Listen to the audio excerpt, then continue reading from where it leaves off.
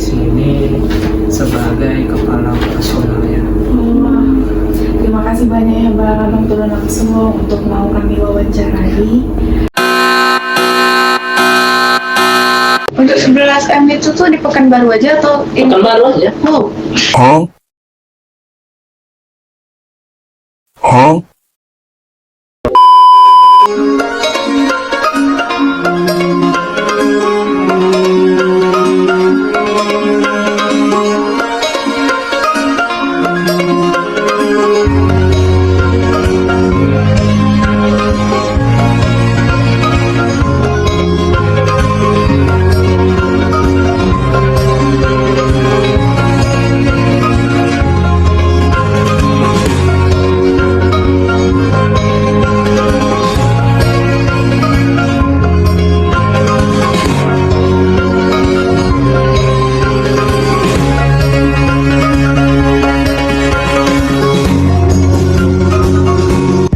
Nasari.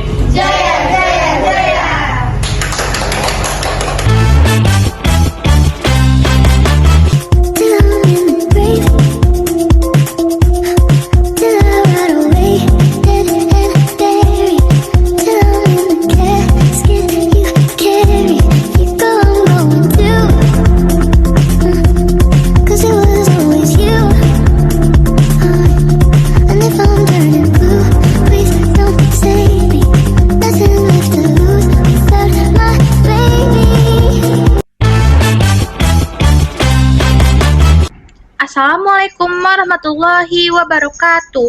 Halo semuanya, perkenalkan nama saya Anissa Asyafa. Saya sebagai moderator perwakilan kelompok 6. Di sini kelompok 6 akan mempresentasikan hasil dari wawancara dan hasil dari diskusi kami terkait laporan keuangan Koperasi Simpan Pinjam Nasari KC Pekanbaru. Disimak ya. Koperasi adalah badan usaha yang beranggotakan orang atau badan hukum dengan prinsip kekeluargaan untuk meningkatkan kesejahteraan bersama. Salah satu contohnya adalah Koperasi Simpan Pinjam KSP Nasari KC Kota Pekanbaru. Jumlah anggotanya terus meningkat. Dari 2.105 orang pada tahun 2022 menjadi 2.745 orang di 2023 dan mencapai 3.350 orang di tahun 2024. Hal ini mencerminkan kepercayaan yang tinggi dari masyarakat terhadap Koperasi Simpan Pinjam KSP Nasari KC Kota Pekanbaru. laporan keuangan adalah ringkasan informasi keuangan suatu entitas yang disusun secara sistematis untuk memberikan gambaran mengenai kinerja dan kondisi keuangannya dalam suatu periode tertentu. Tujuan utama laporan keuangan adalah untuk menyediakan informasi yang relevan bagi pihak internal maupun eksternal, seperti manajemen, investor, dan kreditur, dalam pengambilan keputusan ekonomi. 3 komponen penting dalam laporan keuangan meliputi laporan laba rugi yang menunjukkan pendapatan dan beban sehingga dapat diketahui laba atau rugi perusahaan. Selanjutnya ada laporan posisi keuangan atau neraca yang menggambarkan aset kewajiban dan ekuitas pada suatu waktu tertentu, serta laporan arus kas yang mencatat aliran kas masuk dan keluar dari aktivitas operasi, investasi, dan pendanaan perusahaan. Baiklah, saya akan menjelaskan laporan laba rugi Koperasi Simpan Pinjam Nasari Cabang Pekanbaru untuk periode yang berakhir pada 31 Desember 2024 mencerminkan kinerja keuangan yang sangat baik. Total pendapatan usaha tercatat sebesar 14 miliar yang terdiri dari pendapatan utama berupa penjualan sebesar 13,5 M dan pendapatan lain-lain sebesar 422 juta. Setelah dikurangi beban usaha, laba kotor sebesar 14 M harus menanggung total beban usaha sebesar 3 M.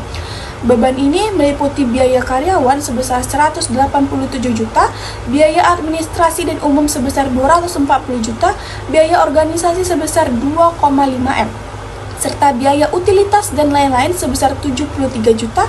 Setelah semua pengeluaran tersebut dikurangkan, koperasi berhasil memperoleh sisa hasil usaha atau SHU sebesar 11 M.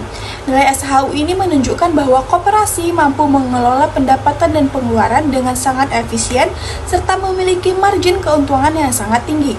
yang dapat dimanfaatkan untuk pengembangan usaha maupun pembagian hasil kepada anggota.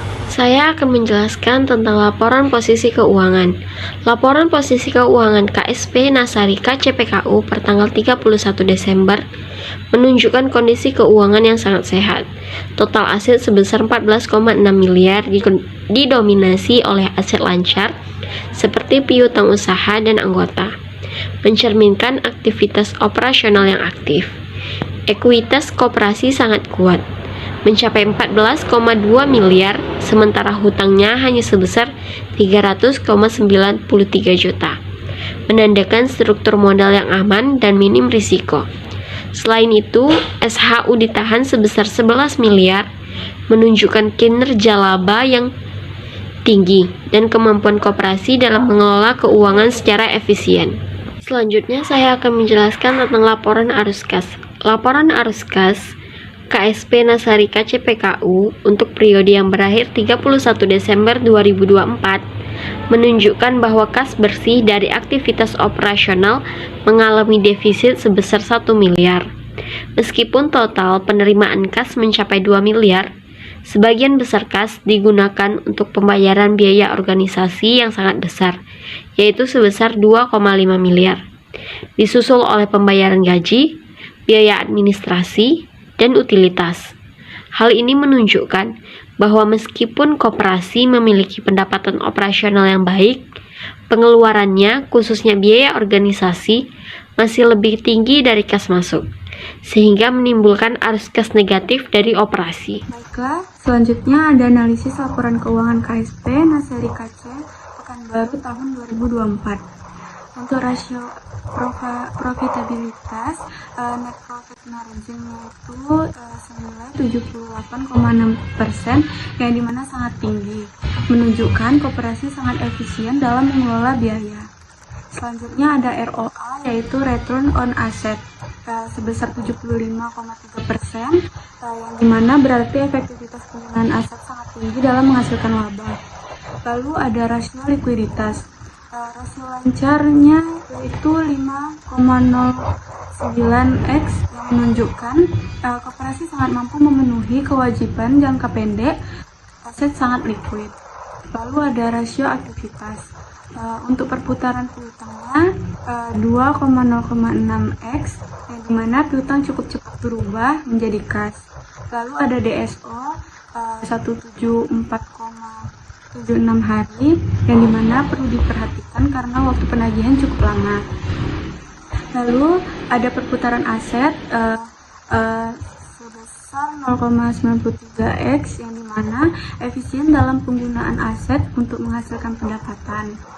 Lalu ada yang terakhir, rasio solvabilitas, yaitu debt to asset ratio yang sebesar 2,96%, yang dimana maknanya ketergantungan terhadap hutang sangat rendah.